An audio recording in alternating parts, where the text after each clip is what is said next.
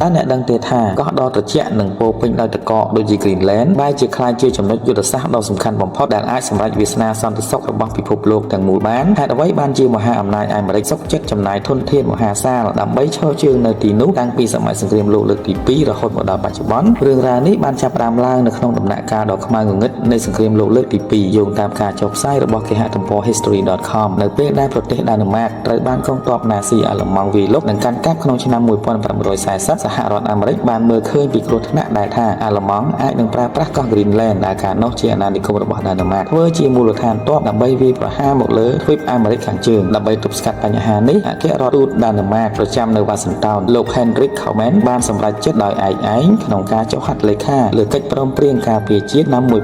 1941ជាមួយអាមេរិកដែលអនុញ្ញាតឲ្យកងទ័ពអាមេរិកសាងសង់ព្រលានយន្តហោះនិងកំពង់ផែនៅលើកោះនោះបានផ្អែកតាមការវិភាគរបស់អ្នកជំនាញសន្តិសុខតំបន់អាកតិចលោក Barry Selen ដែលបានដកស្រង់ដោយ history.com បានឲ្យដឹងថាបន្ទាប់ពីសង្គ្រាមលោកលើកទី2បានបញ្ចប់ពិភពលោកមិនបានស្គាល់សន្តិភាពយូរអង្វែងឡើយពលគឺសត្រូវថ្មីមួយទៀតបានលេចឡើងនោះគឺសហភាពសូវៀតនៅឆ្នាំ1949បន្ទាប់ពីសូវៀតបានសាកល្បងគ្រាប់បែកបរមាណូជាលើកដំបូងតំបន់អាកតិចបានក្លាយជាផ្លូវកាត់ដ៏ខ្លីបំផុតសម្រាប់យន្តហោះទម្លាក់គ្រាប់បែករបស់សូវៀតក្នុងការហោះហើរទៅវាយប្រហារគោលដៅនៅអាមេរិកខាងជើងហេតុការណ៍នេះបាននាំឲ្យដល់ការចុះហត្ថលេខាលើកិច្ចព្រមព្រៀងការពារជាតិ Greenland ឆ្នាំ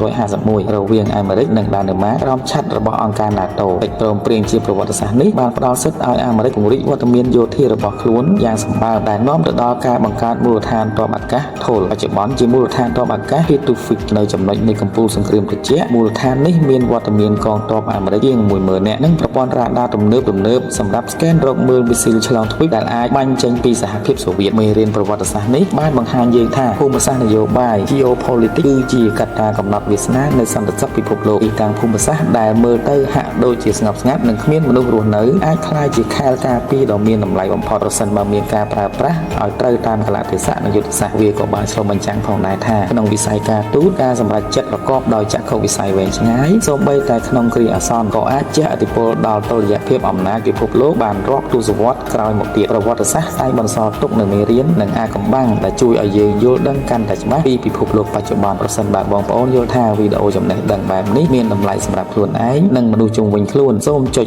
like ដើម្បីផ្ដល់កម្លាំងចិត្តនិងចុច subscribe ដើម្បីទទួលបានរឿងរ៉ាវគួរឲ្យចាប់អារម្មណ៍ផ្សេងៗទៀតនៅពេលក្រោយតើបងប្អូនយល់យ៉ាងណាដែរចំពោះសារៈសំខាន់នៃកោះ Greenland ក្នុងសម័យកាលបច្ចុប្បន្នសូមបញ្ចេញមតិនៅខាងក្រោមដើម្បីពិភាក្សាគ្នាសូមអរគុណសម្រាប់ការតាមដាន